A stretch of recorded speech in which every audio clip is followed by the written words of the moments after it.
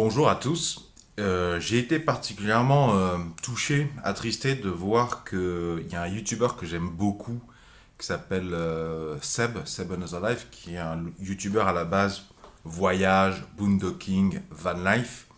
Et ça m'a fait vraiment de la peine parce que là on est rentré dans une période où on a vu pendant plusieurs semaines qu'il était extrêmement affecté par des informations complètement falsifié et erroné concernant les vaccins. Et il a commencé à utiliser sa chaîne YouTube pour véhiculer des informations qu'on trouve enfin, censurées, hébergées après sur Odyssée, ce genre de choses. Et ça me fait vraiment de la peine parce que déjà, je vois qu'il est vraiment en souffrance. C'est quelqu'un que je suis depuis longtemps, je suis très fan de ses vidéos. C'est quelqu'un qui a mis énormément de temps à partager des choses utiles. En plus, c'est un homme un peu plus âgé que moi, donc il y a plein de choses à partager avec moi. On a tous vécu et on vit tous des injustices. C'est toujours sympa de bénéficier un petit peu des conseils des autres, de voir, de découvrir comment chacun gère sa condition de mortel. Et en plus, je sais que c'est loin d'être le seul, notamment dans le milieu de la van life et du boondocking, ce qui est pas délirant parce que déjà, les gens qui vivent habituellement à l'année ou plusieurs mois dans l'année en véhicule aménagé, c'est des gens qui ont un style de vie assez alternatif et qui voient qu'il y a plein de choses qui sont ubuesques, qui sont, par exemple, dans le cadre, les gens qui vivent en van life ou en boondocking, ils savent très bien que, par exemple, les portiques à l'entrée des parkings, c'est interdit ça. Alors qu'il y a plein de maires qui l'utilisent en France, alors que c'est strictement interdit. Donc, tu comprends bien que ces gens-là qui savent très bien qu'il y a plein de maires, des élus qui font des choses illégales, tu comprends bien que dans ces débats là autour de les complots, tu comprends bien que tu peux pas leur demander de faire comme si ça n'existait pas, les gens qui abusent de leur pouvoir pour dire ou faire n'importe quoi, y compris des choses illégales. Et donc, je voudrais faire une réponse axée sur euh, deux piliers pour proposer une réponse à la question pourquoi il y a des gens qui inventent des documentaires, hein, qui inventent des théories de l'hyperespace extrêmement préoccupantes, extrêmement inquiétantes. Pourquoi? Parce que ça me paraît pas délirant, effectivement, quand on connaît rien du tout ou pas grand-chose au monde de la recherche, ça me paraît pas délirant quand on n'a pas d'expérience technique, pratique, de se dire que la probabilité que ce soit que des mensonges, c'est lanceur d'alerte entre guillemets, la probabilité que ce soit que des mensonges est plus petite que la probabilité qu'il y ait effectivement des couilles dans le potage dans le monde technologique, ingénierie, big pharma, scientifique. Quand on ne connaît pas, c'est pas complètement délirant. Et on peut reconnaître une forme de responsabilité de la part du CNRS, de l'État, de la recherche, puisque ils sont complices, ils ne publient en anglais et qu'en anglais, et même en 2021, ils ne sont pas encore convaincus qu'il faudrait, après avoir publié en anglais, proposer une traduction en français. Donc ça alimente un espèce de mysticisme et ça augmente la barrière à l'entrée, à l'accès à la connaissance, et ça permet à d'autres personnes de profiter du manque de connaissance de l'anglais scientifique. Si on traduisait plus en français des articles scientifiques, on donnerait un peu plus de moyens à tout à chacun d'aller vérifier les informations. Je vous donne par exemple un exemple. Quand vous voyez un documentaire complotiste qui cite un article, avec par exemple un titre d'article scientifique qui apparaît quelques secondes, s'il est en français, vous avez beaucoup plus de chances de le retrouver, de le mémoriser, de taper le titre dans Google Scholar ou dans Google pour aller retrouver que si c'est en anglais. Du moins si vous êtes francophone et en tout cas vous n'êtes pas anglophone de naissance. Donc maintenant je réponds à la question pourquoi il y a des gens qui mentent à ce point. Premièrement, parce que c'est le saint graal de l'investissement en fait. Moi je suis youtubeur. Quelque part, je suis exactement comme un producteur de vidéos complotistes, si vous me permettez cet adjectif, mais moins légal. Donc je vais pas aussi loin dans leur connerie, mais je peux témoigner que pendant les 35 années de mon existence, je me suis serré la ceinture, j'ai travaillé comme tout un chacun, bien galéré. Au bout de 35 ans, j'ai à peine suffisamment de milliers d'euros d'économie pour acheter 20-25 000 euros d'immobilier qui me rapporte une rente de 150 euros par mois. Je vous donne ces chiffres à titre indicatif. Et en étant youtubeur, j'ai constaté qu'en produisant des vidéos, c'est quoi produire des vidéos? C'est investissement quasiment zéro. Je prends un smartphone, je récolte du flux vidéo en filmant ma tronche ou des trucs, je récupère des images C'est facile, hein, sur ResearchGate. En plus, les communautés scientifiques organisées sur ResearchGate, Google Scholar, ils essaient de diffuser la connaissance. Donc il y a beaucoup de choses qu'on peut récupérer facilement, enregistrer facilement, copier facilement. La communauté scientifique l'aide même, montre même comment copier, partager, pas dans le but de faire des documentaires complotistes, dans le but de partager la connaissance, mais ça marche aussi à qui voudrait récupérer et manipuler l'information. Donc je disais, oui, je récolte du flux vidéo, je récolte du flux audio, et je mélange ça, je fais ma petite sauce pour produire une petite vidéo, mais en fait, c'est un business extrêmement intéressant par rapport aux gens qui travaillent dans le BTP, les carreleurs, les plombiers, les enseignants qui doivent se lever tous les jours, aller dehors, se faire mal au dos, conduire. Imaginez-vous le délire. L'investissement, c'est zéro. Si vous me permettez un petit peu la simplification, je prends de la merde, je la découpe et je la revends. Parce que en mettant des vidéos sur YouTube, je récolte de l'argent. Et puis ça capitalise en plus. Plus j'en fais, plus j'en reçois. Et puis plus j'en fais, plus les gens s'abonnent. Plus c'est facile de faire des vues, plus c'est facile de gagner de l'argent. Et donc sur YouTube, c'est encadré. Pas de pornographie, pas de pédocriminalité, les sujets controversés à la limite, mais on va dire, c'est un peu exclu économiquement. Je ne vais pas vous raconter toutes les conditions générales de YouTube ou d'autres plateformes, mais c'est réglementé. La vidéo complotiste auquel on a droit là en ce moment c'est les vaccins contre le SRAS-CoV-2, on en a pour tout et n'importe quoi, mais c'est le saint graal économiquement.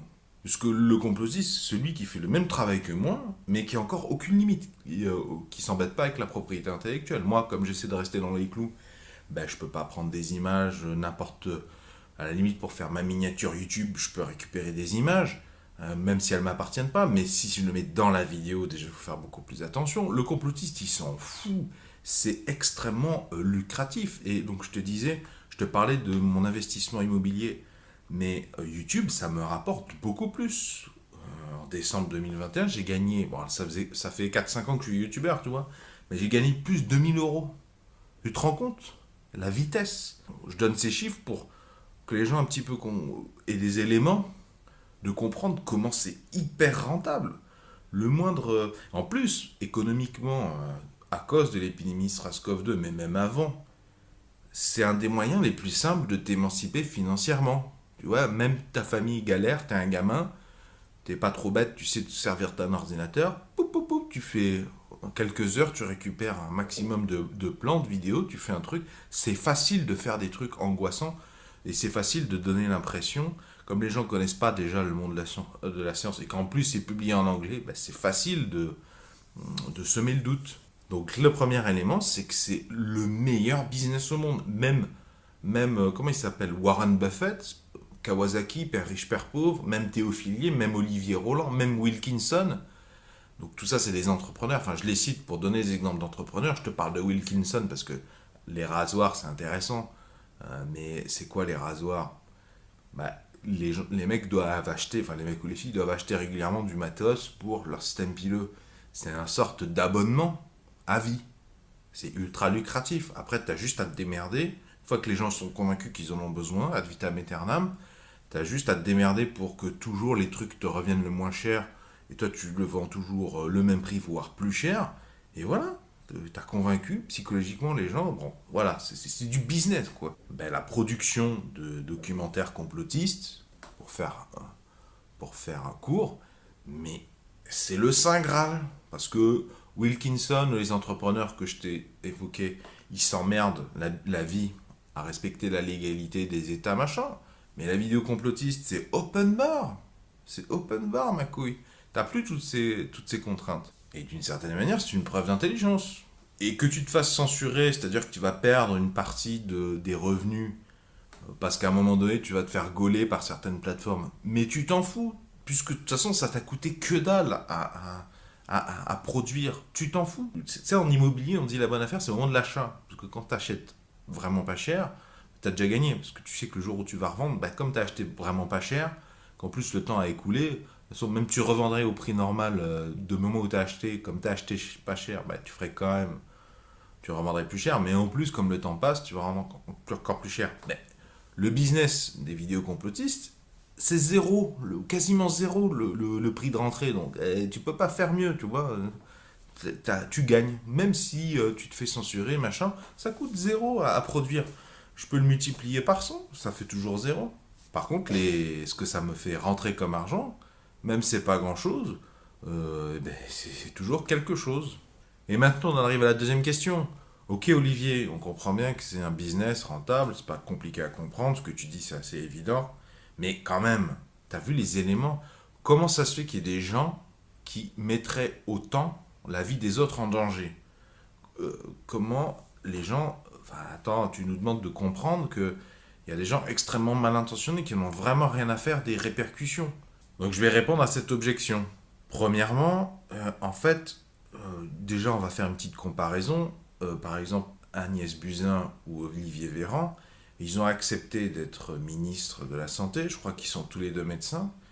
Quand tu vois ce qui s'est passé en 2020-2021, si tu connais la littérature scientifique, parce que ça fait au moins 30 ans qu'il y a des scientifiques partout sur la planète qui ont fait des plans et des mesures pour le cas où il y aurait une épidémie de ce genre, parce que les scientifiques qui font ça, pour les séismes par exemple, il y a des plans. Nous en France on ne connaît pas parce qu'on n'a pas trop le séisme. Au Japon par exemple, ils les connaissent et ils les mettent en application. Donc par comparaison, quand tu vois qu'il y a des ministres, des gens qui sont ministres de la santé, ils acceptent d'être ministres de la santé et ils s'en battent les couilles de la littérature scientifique, c'est les pires complotistes du monde. Ils sont même pas en prison. Donc tu vois, tu me parles d'éthique ou je sais pas si tu es juif, musulman, chrétien, tu as peut-être une morale type morale chrétienne, morale musulmane. Mais en fait, si tu pouvais tenir ou avoir une conversation avec les mecs qui savent très bien qu'ils créent de la fausse information, parce qu'en fait, je distingue bien le youtubeur dont je t'ai parlé, qui est extrêmement bien intentionné, et celui qui crée la vidéo. Celui qui crée la vidéo, il sait très bien que c'est un business, il sait très bien que c'est faux de A à Z. Ceux qui partagent, par contre, eux, ils sont de plutôt bonne intention. Et bien ce gars-là, le monteur original, pourrait te dire, mais attends mec, de quoi tu me parles? Qu'est-ce que tu me parles d'éthique? T'as vu qui on a comme ministre? Bah écoute, qu'est-ce que tu viens de me faire suer à moi? Si t'as le droit d'être ministre dans une république démocratique, soi-disant, et de mépriser à ce point-là la littérature scientifique, et qu'en plus t'as aucun souci avec la loi, bah viens pas m'emmerder. Ce que je fais, c'est infiniment moins pire, hein.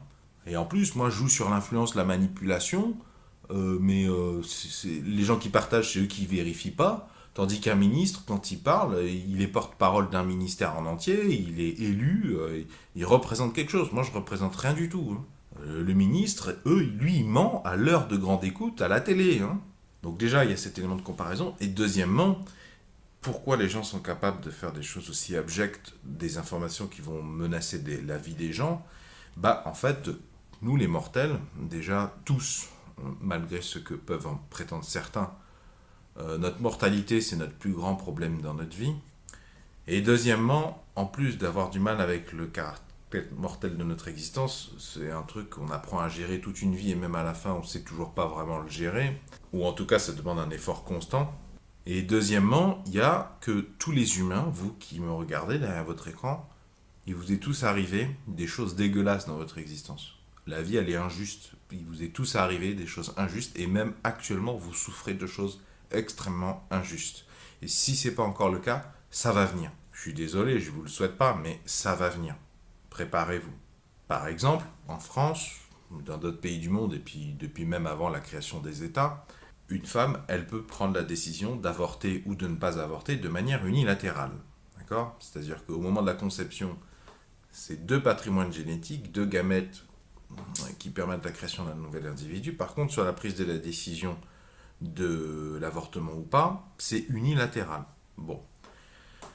Il y a aussi la question que les femmes en France, elles ont le droit d'accoucher sous X. Les hommes, ils n'ont pas le droit d'accoucher sous X. Ça commence à faire beaucoup, hein, parce que si tu lis la Constitution française, il y a plusieurs articles sur la discrimination en fonction du sexe et du genre. Ça devient compliqué de justifier ces deux poids, deux mesures. Pourquoi, sous prétexte qu'on n'a pas de vagin, on n'a pas le droit de choisir si on veut se reproduire ou pas? Parce qu'on peut comprendre qu'effectivement, les femmes aient un statut totalitaire sur la question de avorter ou pas avorter, mais accoucher sous X, c'est quelque chose qui n'a rien de naturel. Si ça se fait pour les femmes, pourquoi on ne le fait pas pour les hommes? Pourquoi les hommes n'ont pas ce droit? Et c'est pas fini, parce qu'en plus, les hommes, ils ont une menace ils ont deux menaces. Déjà, si ils reconnaissent tardivement un individu, ils ont une autorité parentale limitée, c'est-à-dire ils ont des devoirs pleins, ils devront payer, enfin, ils auront un engagement vis-à-vis du bébé, comme s'ils avaient reconnu totalement, mais ils n'ont pas tous les droits. Donc c'est une menace, tu vois, enfin, c'est assimilable à une pression que l'État met. Non seulement tu t'es fait violer en tant que mec, on ne respecte pas la Constitution, on ne respecte pas ton droit quand même assez privé de disposer de la moitié de ton patrimoine génétique et de décider ou pas si tu veux un enfant ou pas, si tu veux te reproduire. Mais en plus, on te met l'impression. Et deuxième chose, il y a aussi la recherche de paternité. C'est-à-dire que la recherche de paternité, c'est l'exact inverse de l'accouchement sous X. C'est-à-dire que les femmes ont le droit d'accoucher sous X, mais les hommes, ils ont pas du tout le droit d'accoucher sous X. Mais par contre, on leur dit, enfin, c'est une épée de Damoclès au-dessus de la tête. Tu dois apprendre à vivre en ayant été violé. Et avec cette épée de Damoclès, qu'un jour, on peut venir te demander de te soumettre à un test de paternité et tu n'as pas le droit tu n'as pas le droit de t'y refuser. C'est-à-dire que si tu t'y refuses, on considère que c'était un aveu. Donc c'est facile, tu vois. Bon, alors, c'est peut-être pas le meilleur exemple, mais en tout cas, c'est un exemple concret et que je connais bien, donc j'ai pris celui-là. Pourquoi je te dis ça? La Constitution française, elle n'est pas compatible avec ce système de loi. Les juges et les avocats savent très bien qu'il y a un gros problème parce ils ont un mensonge tout prêt. C'est oui, alors effectivement, on ne respecte pas les droits des hommes, mais c'est parce que c'est dans c'est dans l'intérêt des bébés. Sauf qu'il n'y a aucune étude scientifique qui montre que c'est effectivement dans l'intérêt des bébés de faire ça. Et même c'est assez bizarre, une femme qui se retrouve dans cette situation où elle impose aussi l'expérience à cet enfant, hein, parce que là on instrumentalise l'enfant contre son géniteur, ça va avoir des répercussions psychologiques sur tout le monde. Hein. C'est un peu bizarre de donner un statut totalitaire à la personne qui visiblement est trop conne pour sentir quand elle est enceinte, pour reconnaître que oui, ça fait 10 semaines de fatigue constante et 10 semaines d'aménorrhée. Hein. Un individu qui n'est pas capable de détecter ça, est-ce que c'est cohérent de lui donner un statut totalitaire? Je trouve que non. Hein. C'est franchement une connerie indicible, avec la complicité des médecins en plus, qui sont censés faire un petit peu preuve de déontologie et de respect de la méthode scientifique, mais qui ne le font pas. Je vais te donner un exemple. Les médecins, quand ils datent les fœtus, ils donnent un jour de conception. C'est du charlatanisme, ça. C'est absolument impossible de faire ça. La méthodologie scientifique dit que systématiquement, tu dois donner un intervalle. Ou alors tu donnes une date, mais avec une variance ou un écart type. Donc il y a viol manifeste de la méthodologie scientifique au service d'une idéologie. Donc je te donne des exemples, tout ça, non pas pour que tu t'apitoies sur le sort de qui que ce soit, mais en fait, je te parle d'individus qui, tous les jours, par milliers, on leur refuse le droit de disposer de leur patrimoine génétique, et on les oblige à avoir des enfants, et on leur refuse le droit de quelconque interventionnisme, prise de décision dans tout ce bordel. Or, avoir un enfant, par exemple, faire un enfant, c'est quelque chose d'extrêmement intime.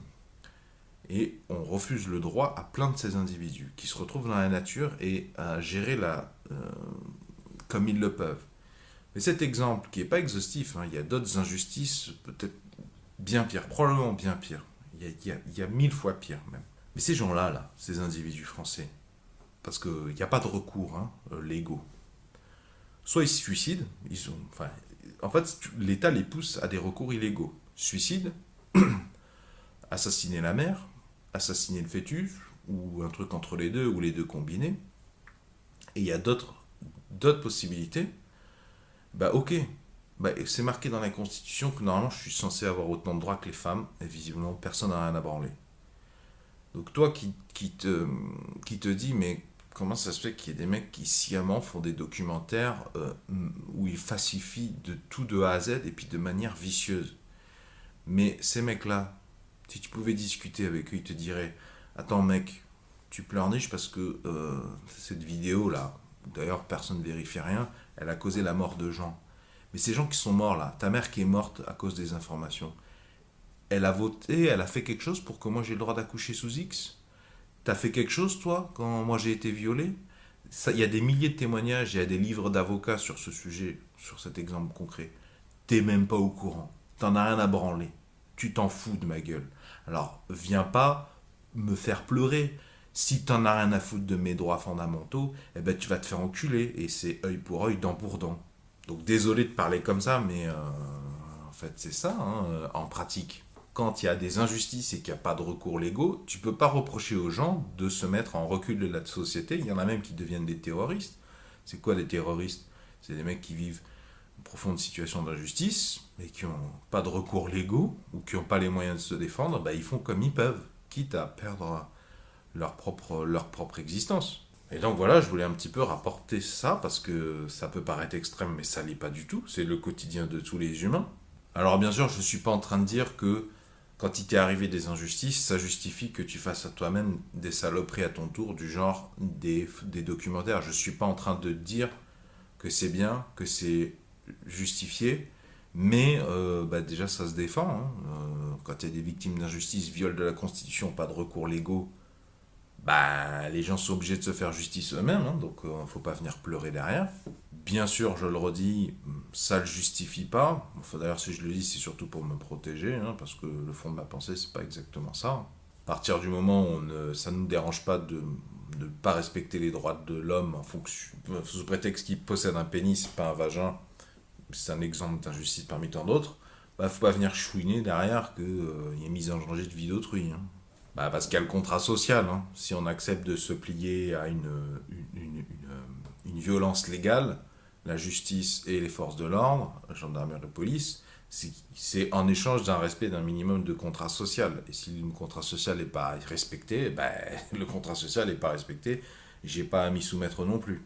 Donc bien évidemment, j'espère que vous comprendrez que j'ai essayé, j'ai abordé des sujets pas faciles, j'ai probablement été maladroit à certains moments, mais c'est difficile de justement rester neutre et équilibré quand on est soi-même affecté par des choses qu'on considère déshumanisantes. Et je vous ai donné un exemple extrêmement commun et qui n'est pas exhaustif, qui justifierait que et alors, ça cause des milliers de morts, et alors, toi t'as bougé tes fesses pour tel génocide, toi tu bouges tes fesses, qu'est-ce que t'as fait? Voilà le type d'argumentation, je pense qu'on pourrait entendre si on pouvait avoir ces falsificateurs en face de nous, avoir une conversation honnête avec eux. Et j'imagine que c'est la même chose avec le grand banditisme également, avec la mafia également. Peut-être pas pour tous, mais pour certains, j'imagine que oui. Si vous avez apprécié ce sujet, pouvez-vous mettre un pouce vers le haut, s'il vous plaît, pouvez-vous mettre un j'aime. Si vous aimez collecter, rassembler à l'intérieur de vous un maximum de solutions aux mille et un problèmes de la vie quotidienne, je vous souhaite la bienvenue et je vous propose de vous abonner à la présente chaîne YouTube. Vont s'afficher à l'écran un rond et un rectangle. Le rond, vous cliquez dessus, ça vous abonne gratuitement à la présente chaîne YouTube. Quant au rectangle, si vous cliquez dessus, ça vous amènera vers tous les épisodes de la thématique culture générale. Parce que la culture générale, ça rapporte énormément de choses également.